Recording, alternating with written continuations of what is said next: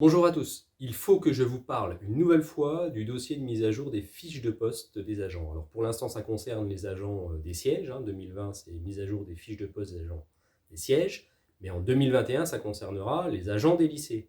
Donc cette vidéo elle est bien utile à tous les agents du conseil régional.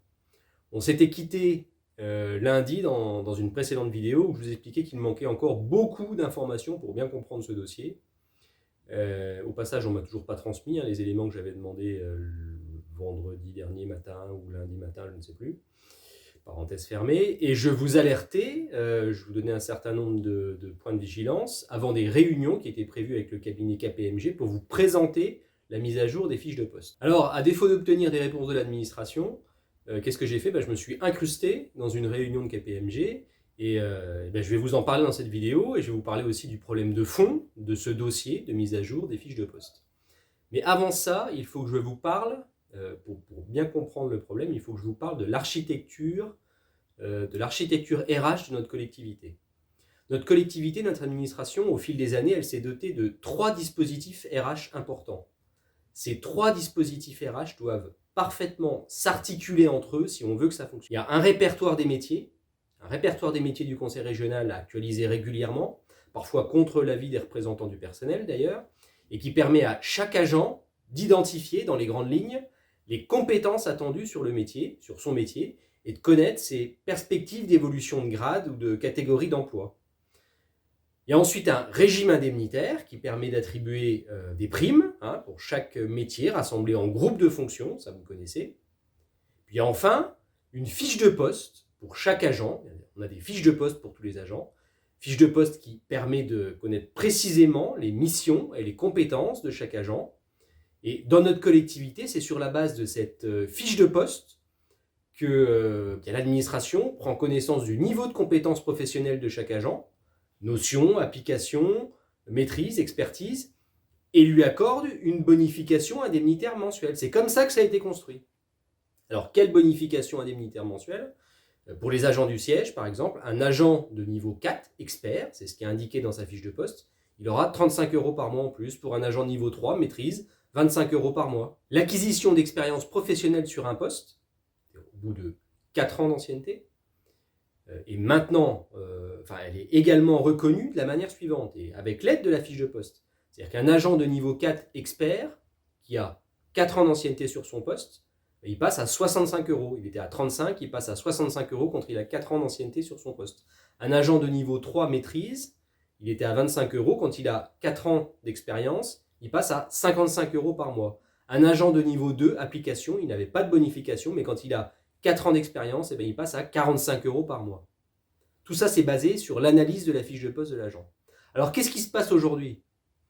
Bien, la cohérence de ces 3 dispositifs que je viens de vous présenter, répertoire des métiers, régime indemnitaire, fiche de poste, elle est mise en difficulté par l'apparition soudaine de fiches emploi repères, présentées à la va-vite par KPMG dans des visioconférences chaotiques d'une heure chrono. Il fallait se dépêcher, sans le moindre représentant de la hiérarchie, pas d'encadrant, ni des RH d'ailleurs, pour répondre aux questions des agents.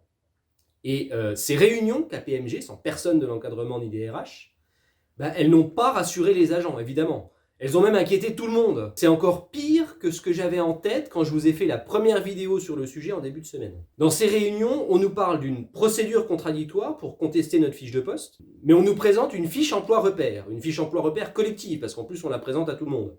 Pourquoi ? Dans ces réunions KPMG, on nous demande de contester par email si on n'est pas d'accord, mais sans nous donner l'adresse mail de contestation. Pourquoi ? Dans ces réunions, on nous parle d'une date limite pour faire remonter nos remarques, nos observations, mais sans nous donner la date limite, en étant incapable de nous dire à quelle date ça s'arrête. Dans ces réunions, on nous présente des fiches emploi repères qui sont une insulte aux agents. Je vais prendre un exemple, un seul, juste un, pour bien comprendre.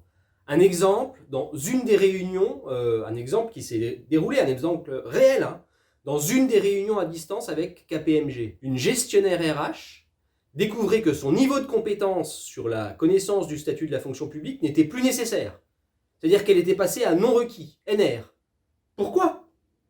Pour la payer moins, en supprimant une expertise, pour la payer moins, mais en laissant faire quand même son travail d'expertise sur les RH. Alors évidemment, on n'est pas naïf, l'UNSA a bien compris que ce dispositif RH supplémentaires, emploi repères, créés par KPMG avaient permis à ce cabinet, KPMG, de s'exonérer de l'analyse de chaque fiche de poste, des 1100 fiches de poste des agents des sièges, et puis de proposer un dispositif qui lui permet de gagner du temps. Et puis les cabinets, vous connaissez leur fonctionnement, gagner du temps, c'est gagner de l'argent. Mais le travail effectué par le cabinet KPMG a été exactement l'inverse de celui qui était attendu par les agents. KPMG propose des fiches emploi repères qui seraient des attendus de compétences pour chaque agent. N'est-ce pas plutôt, ce qui est proposé par KPMG, c'est pas plutôt un répertoire des métiers revisité?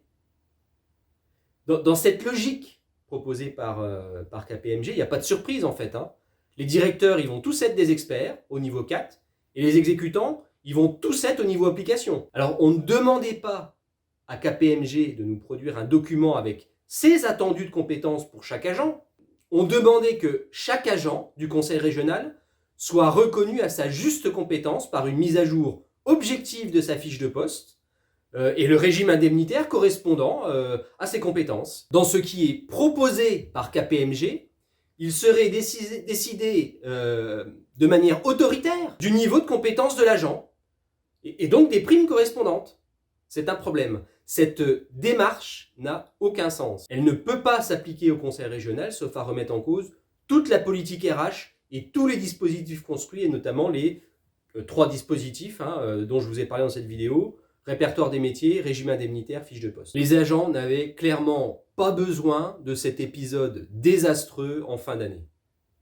Donc l'UNSA a demandé ce matin, on a écrit ce matin au directeur général des services, on lui a demandé de prendre la parole, de stopper ce projet, de réunir rapidement les instances du dialogue social, d'écouter les propositions de la représentation syndicale, de manière à rectifier rapidement le tir, rectifier la mission de KPMG. Tout ce que je viens de vous dire, ce que je vous ai dit dans cette vidéo, je l'ai mis ce matin dans un courrier adressé au directeur général des services.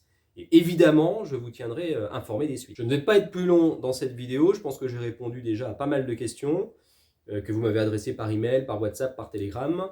Comme d'habitude, vous pouvez vous abonner. Si vous cliquez sur la petite cloche, vous allez recevoir directement des notifications quand une nouvelle vidéo sera publiée sur cette chaîne. Et puis, mettez un petit pouce bleu, ça encourage. À bientôt!